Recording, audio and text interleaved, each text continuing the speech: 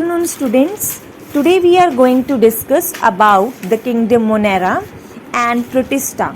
So we will discuss, there are 5 kingdoms, but we will focus on these 2 kingdoms. First, let's identify this organism. So what is this which is visible to you on the screen? This is nothing else, it's rod shaped bacteria, and this bacteria comes under the kingdom Monera. So under the kingdom Monera, different organisms are found, that is bacteria, mycoplasma, cyanobacteria, that is blue-green algae. Now what are the characteristics of these organisms which comes under this kingdom? First is that they lack nuclear membrane. They are prokaryotes, they do not have nuclear membrane, means their nucleus is not well defined. The nuclear material is lying just like this in the cytoplasm without any covering, without any membrane. Secondly, they are devoid of plastids. Mitochondria means they do not have membrane bound organelles like plastid mitochondria. And they have a structure on their surface. Some of the bacteria are having like flagella is present on their surface, some of the organism in this kingdom. Next is they are unicellular. They are made up of single cell. Uni means single.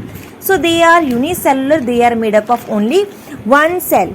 The mode of nutrition which is present in this kingdom Monera is that is they are autotrophic. They can prepare their own food, that is by photosynthetically or by using chemicals.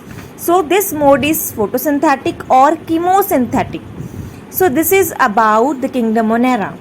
Now we will discuss about the next kingdom. Let's identify the organism of Protista kingdom. So what is this? This is Paramecium, which comes under the kingdom Protista. Now let's discuss some of the characteristics of the organisms which comes under the kingdom Protista.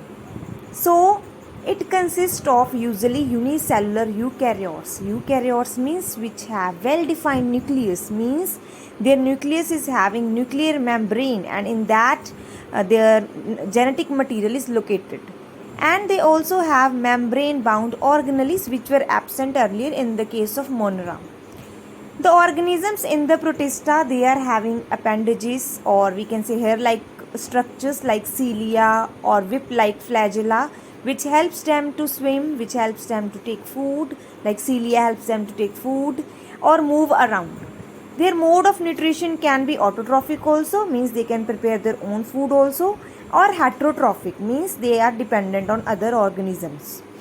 And the organisms which comes under the Protista are 3 groups: diatoms, which are made up of silica, protozoans, and unicellular algae.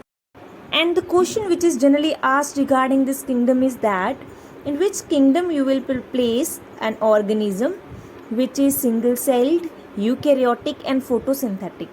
So the answer to this is Protista. So we will answer it as a Protista kingdom. So this is very important question. Thank you.